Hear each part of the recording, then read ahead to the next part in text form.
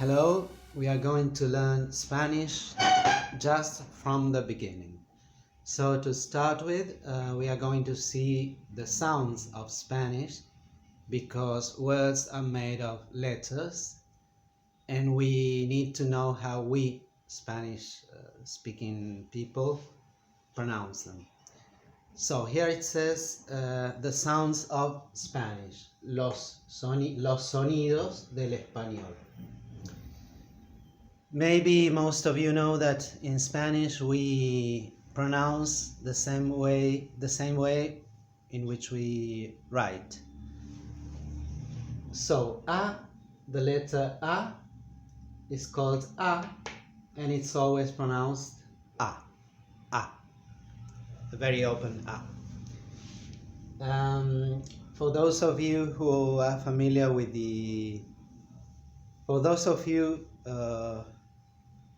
to whom these signs are familiar, this is better because whenever you come to a new word, if you see these signs, you'll know how to pronounce them. It's the International Phonetic Alphabet. The letter B, it's not B, but B, E, with an open E. A, E, I, O, U. Those are our vowels. B has two ways in which we pronounce them. If it's the first letter in the word, as in boca, mouth, boca, we pronounce it, as in English, for example, or in Italian or in French, B, boca. If it's in the middle of the word, we, due to Arabic influence, we make it V. We don't say abuelo, but abuelo. It's very soft. Practice it, it's very easy. Abuelo. Grandfather.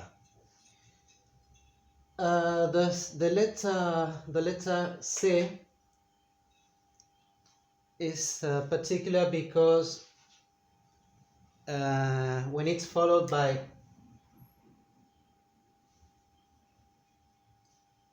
E, by E, the letter E, or by I, the letter I Latina, it's pronounced F in Spain and in the rest of the Spanish-speaking countries in Latin America. In Latin America, we always pronounce it like S. Ceci, in Spain, ceci. Ceci, ceci. And if it's followed by A, O, or U, as in casa, by A, we pronounce it k. It's not as strong as in English. K. No, it's k. Casa. It's not casa, but casa. I wrote down some examples. The word sky, this means sky. In Spain they say cielo. In Latin America, cielo. And here we have the word body. It's cuerpo. Cuerpo, this is a soft r, as very similar to the way that American people pronounce the T in city, or I don't know,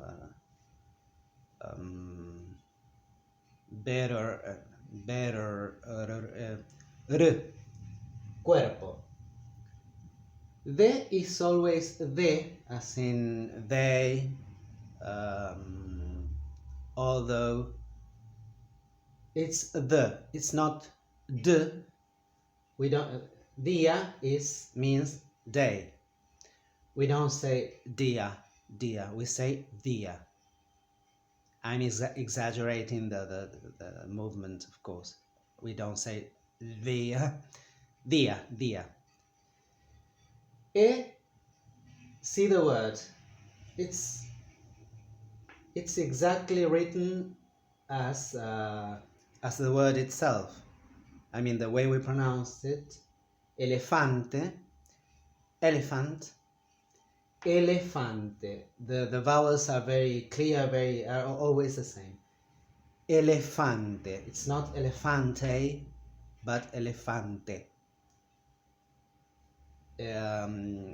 English native speakers tend to make a diphthong here, but I know it's because they don't have words ending in e or o, so they usually say a, o. Elefante. E is always e. F is always f, as in most languages. As in the word fe, remember, not fe, but fe. This means faith. The letter G, the G, G, it's a very strong sound that we inherited from the Arabic influence too. When the letter that follows the G is E or I, G, as in my name, Sergio, this is pronounced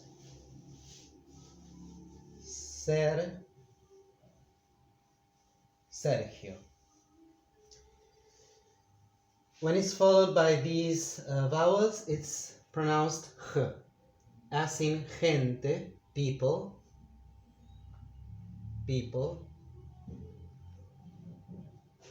gente. And when it's followed by a or u, it's pronounced g. It's softer than the g. English, German, French, Italian, g. I'm gonna go, g. Now in Spanish it's a bit softer, g.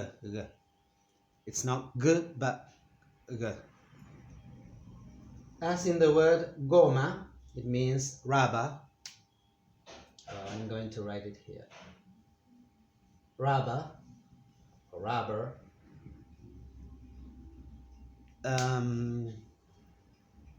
The H is always mute. We don't pronounce it at all. It's called H, as in the word hello, hola. We just say hola.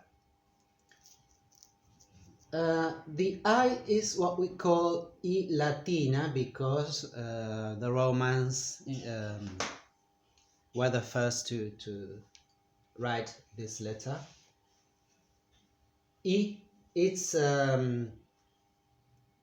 like the long E in English, but we don't make it long. We don't have a distinction between short and long vowels. They are always the same. A-E-O. A-E-I-O-U. A-E-O. As in the word mystery, misterio.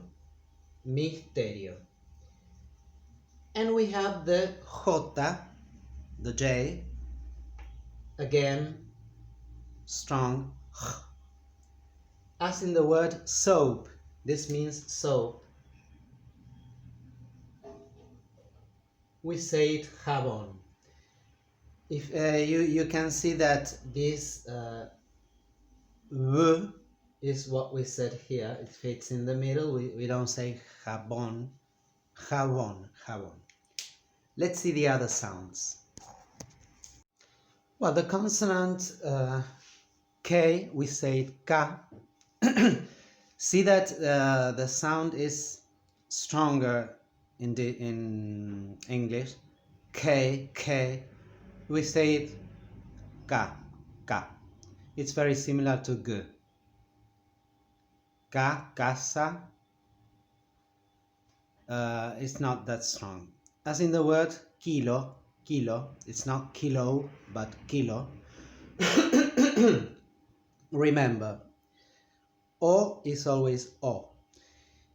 Kilo, kiosco, kiosco, etc. The letter L, we say it L. It's not L, but L. It's softer. L, L. As in the word leon, lion, leon. The double L, we'd call it Elie. And it has 3 different pronunciations in Spanish, depending on where we are from. In Spain, they mostly pronounce it you, as in you or yesterday. You. Also in some parts of Spain and here in Latin America, in the north of Argentina, not here in Buenos Aires, but in the north of Argentina, in Peru, I guess too. In Paraguay, I'm sure, in Paraguay, in some countries, they make it li. Now we'll see with examples. And in Argentina, from the center of Argentina up to the south, we say it sh, as in shower or show or Shelton or, well, Shakespeare. So for the word lluvia, rain, we have 3 different ways of saying it. In Spain, in Spain and in most Latin American countries, they say it lluvia with this soft v, lluvia. We write it like this, but we pronounce it like this, lluvia. Then when we come to the letter v, the v, la v corta, we are going to see that they are pronounced the same. B, what in English, B and V are pronounced the same in Spanish. When we come to that consonant, you'll see it more deeply. So for the word lluvia, I say it lluvia because I live in Mar del Plata, Buenos Aires, the province of Buenos Aires. In Spain and most Latin American countries, they say lluvia. In some countries in Latin America and in some parts of Spain, they say lluvia, lluvia, lluvia, la lluvia, la calle, the street, la calle. And I say lluvia like the letters sh in English or sh in German, etc. Well, I didn't write examples for both M and N because they are pronounced the same as in English or as in most languages. We call them M, N respectively. The letter O, the O, la letra O. The word I is pronounced ojo. It's written O-J-O, ojo. Remember, it's not ojo, but ojo. The letter P, we say P. It's pronounced as it, I mean, in Spanish, in English, and in German, the pronunciation is a bit stronger. The car park, they do an aspiration after the when they make the explosion. Put it in. We don't do that. We say pe. It's similar to b in boy. We can pronounce it like that. The word but, pero, we can say pero. No, we don't say pero. No, I'm sorry. I didn't say anything. Forget it. I mean, what I wanted to mean is that it's softer than in English, for example. The letter Q is Q. And here we have some exception to the rule of the pronunciation of vowels. Let's see. The letter Q in Spanish is always followed either by E, as in cheese, queso, cheese, or by I, as in Quixote, one of the greatest characters and one of the greatest, the first modern novel in the world, Don Quixote de la Mancha. Quixote. Remember, not Quixote, but Quixote. Quixote. Quixote. Queso, cheese, queso, and so here is one exception to the pronunciation of the U. It's always U, except here that we don't pronounce it. We say queso and Quixote. We don't say queso or Quixote. We have very, very few exceptions in Spanish as regards pronunciation and the way we write the words, the letters. Now, the letter R, we call it R. R, we make that roll in that vibration. We place the tongue. We take it up onto the middle of the hard palate, place it there and make it roll.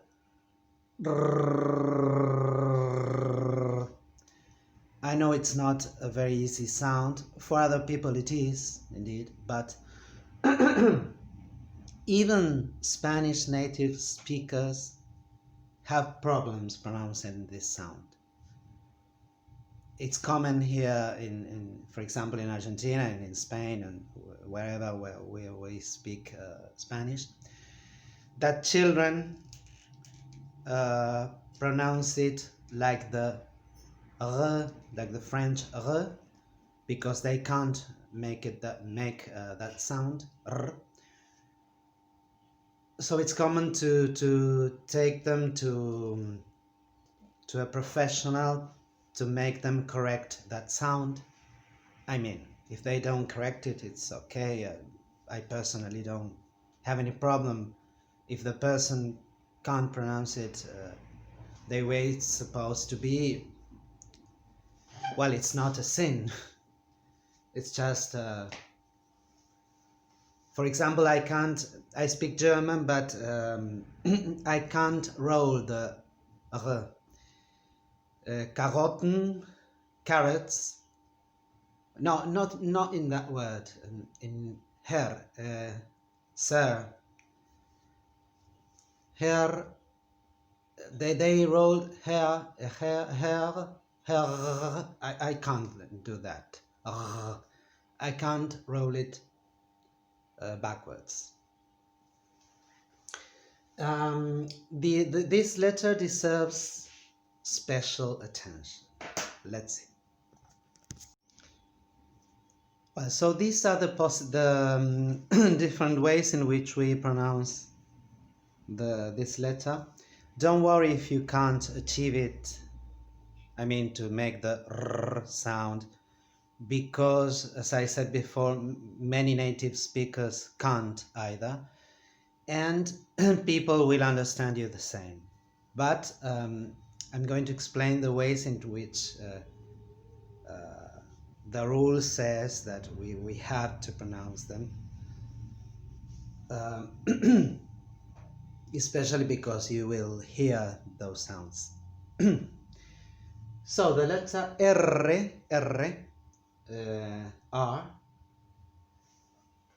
we make it strong and soft, in a strong way and in a soft way. We pronounce it strongly when, in these cases, when it's the first letter of the word. In the first place, it's always single. We only write one letter, R. As in raíz. Raíz. Raíz means root, and here we make it strong. Raíz. In Latin American, raíz. In Spain, raíz. As in thought, think, thumb, etc. When it's in the middle, if it's double, we make it strong. If it's only one letter R, one R, we make it soft, as we will see here. So double R, double R, guitarra. I forgot to say that the U sound, that the vowel U is, we don't pronounce it either with Q or with G. When it's gegi, we don't say guegui, but gegi. We don't pronounce it here either. Guitarra, the word guitar, we say guitarra. Guitarra. And it's a special case when it's preceded by the letter N, as in the name Henry, Enrique, we make it strong, but we write only one R. Enrique, Enrique, and we say Enrique. When do we pronounce it softly? In these cases, when it's in the middle and it's only one letter, R, as in general, general, as in the word but, pero, or in the word worse, peor, peor. And some people say peor, and other people, like me, I usually say peor. I make it stronger, and sometimes I say peor, peor, peor. It's the same. It doesn't make any difference. Some people do it like that, and others the other way. Let's go on with the letters. With the letter S, with S, T, and U, I didn't write examples because they are as in other languages. We call them respectively S, T, and U. S, T, U. The letter S has some peculiarities. In Mexico, for example, they make it very strong, they tend to make it longer. For example, fiesta, vamos a una fiesta. In other countries they say fiesta, a bit short, fiesta. In Mexico they tend to drag it. I think the word in English is drag, arrastrar. siesta. Siesta, you know what? In English, you always you say siesta to the nap. Tomar una siesta, take a nap. In Spain, they pronounce it in a sort of a whistle, siesta, siesta, siesta. Those of you who have traveled to Spain may have noticed it. Siesta, siesta. Those are the two sounds. The letter T, te, it's not t, but te, te. Similar to de, te. And U, I said the exceptions in which U is not pronounced. Gegi, guitarra, keki, queso, kilo. Guinda. It's guinda. It's not exactly cherry. Cherry is cereza, but guinda, I don't know the name in English. It's this fruit that has this and two, and this is guinda. I don't know the name in English. I don't remember. No, I guess I don't know it. I just know it. I'll look up the word guinda in English. The letter V in English, it's V. We don't have the sound V in Spanish. We call it B corta. This is the B corta. I forgot to put corta. It would be short V. And the other B is B larga, long B. We don't make any distinction according to the written letter. The distinction comes when we, according to the neighboring sounds. So if both long B, as in boca, mouth, that we saw some minutes ago, or as in viernes, Friday, this is Friday, then we'll see the days of the week, of course. If either B, as in boca, or V, as in viernes, if either B or V come at the beginning of the word, we always say it B. Boca, viernes, both of them. It may sound strange because in many languages this is V, and it may sound weird to pronounce it if we pronounce it B, but in Spanish it's like that. Again, if it's in the middle, we do the same that we did with this B. As in the word rain, lluvia, lluvia, lluvia. It's a fricative sound, like we make a friction when we make both lips barely come together. Lluvia in Argentina we say lluvia. W.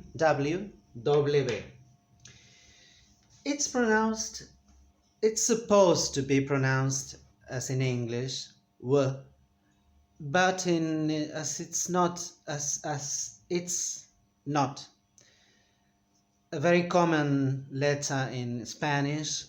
What we usually do is we can say either whiskey or put the g sound, the r sound first. Whiskey, whiskey, whiskey, whiskey, whiskey, whiskey.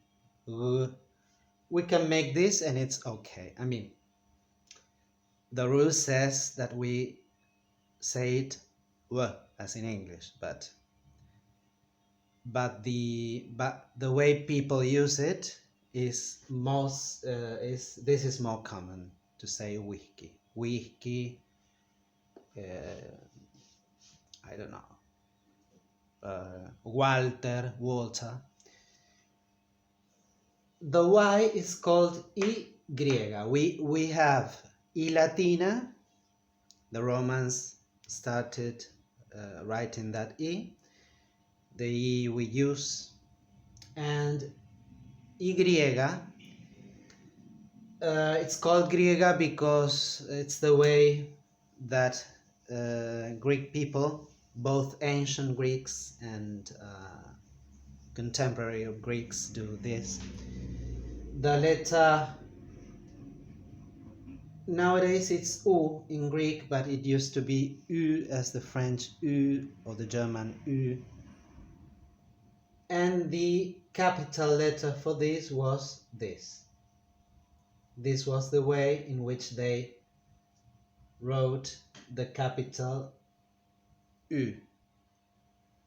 So this sign did already exist in Greece, and Romans took it from them and turned it into the Y.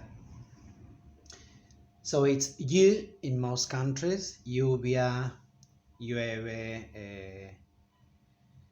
llave, the key to a door, llave, etc.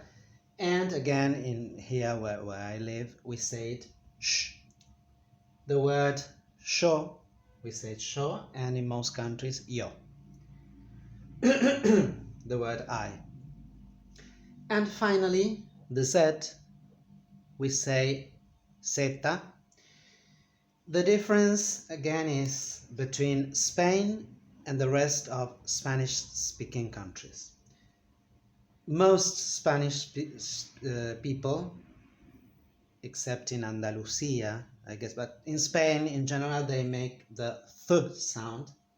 So in the word shoe, we write it like this. Sorry. We write it like this. This means shoe. This is a Z. In Spain they say zapato, and in the rest of the countries we say zapato. In Latin America we say zapato. Well, so that's all in general terms. Then we'll see how they work. Well, they work like this, but we'll see with examples. And I forgot, now that I said examples, sorry, I forgot, I guess I skipped the letter X. We call it X, and it's always pronounced X in Spanish. I say this because, for example, in English, sometimes they say X and others they say Gz. I think that it's because, correct me if I'm wrong, but if I'm wrong, it's difficult for us Spanish speakers to make that sound. If I'm wrong, sometimes we say if I'm wrong. It's awful, but if I'm wrong, it's a difficult sequence for us. If it's in the unstressed syllable in English, it's x, as in exit, exeter,